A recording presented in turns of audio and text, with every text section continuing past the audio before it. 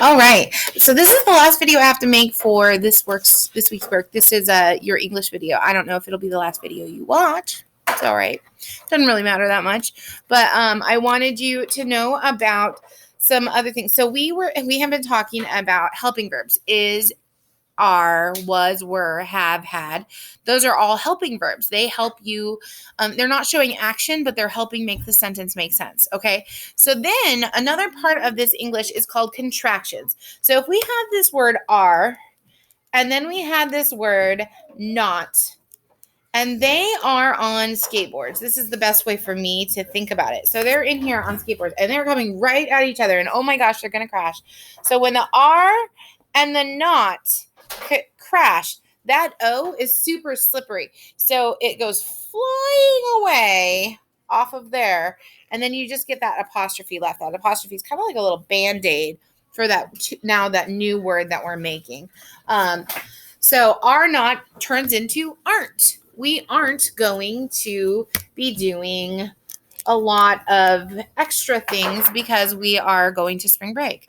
How about the word did not?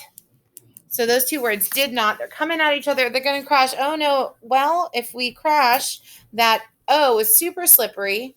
So it's going to go flying away, and you're going to leave just that little swish, that apostrophe, and then you have didn't. Okay. Those are all of those. Anytime you have a did not or are not, is not, the O just gets zoop right on out of there, and instead you have the apostrophe. Then we have a couple more contractions that are really common that we use pretty regularly, and that is when you have is. So let's just say you have she is, right? So she is, we're going to turn that into she's. So that little I just gets pushed right on out of the way. It's too skinny. It just gets sucked right on out. And then only the little apostrophe part is left. She is turns into she's. Anytime you have something is, you just get rid of that I. A tricky one that is used a lot. Okay, so we have, if it belongs to somebody, we also have an apostrophe. But it has to, you have to think about what the sentence is saying. Okay. The other ones they have are. So if we had we and are, that round letter, that round A is going to get tossed out. We're going to have spring break. Okay. And then the other one we have is have. I have. This one loses two letters. I and so it's I have, and we lose that HA. Okay, so you're still going to have the V. I have. There they are. We are. We have. They're doing their spelling. I don't know if you can see them in the back.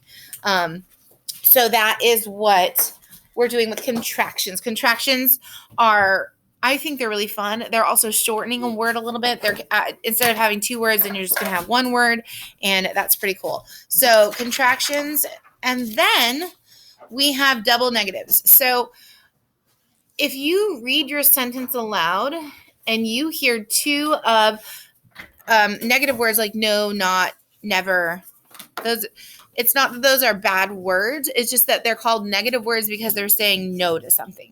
Okay. So if we had a sentence that says, I don't have any milk, that sounds right. But if you were to say, I don't have no milk, you have a double negative. Don't and no. Don't make any there. You can't put those two words together. It's two negatives. Mom never buys no cookies. It doesn't sound like you know what you're talking about when you say two negatives in there. Instead, you would say mom never buys cookies instead of mom never buys no cookies. To me, it just sounds like you're from the country and you don't know, you haven't been practicing talking right.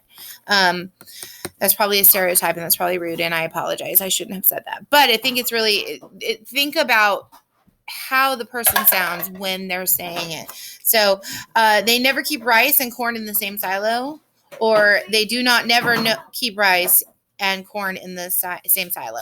That do not is a double negative. You don't need to say do not never. You just say never. So you're going to do a page of double negatives. Then you're going to do review. And the review is from the very beginning with the have, has, is, are, was, were. And then you're going to do contractions, and then you're going to look for contractions here, and then down here you're going to tell me if it has a double negative or not. And then your test, again, mom can help you read it. She cannot help you answer the questions. Here's these ones, has, have. You're going to tell me if it's an action verb or not. And then here on the back, you're going to tell me some double negatives.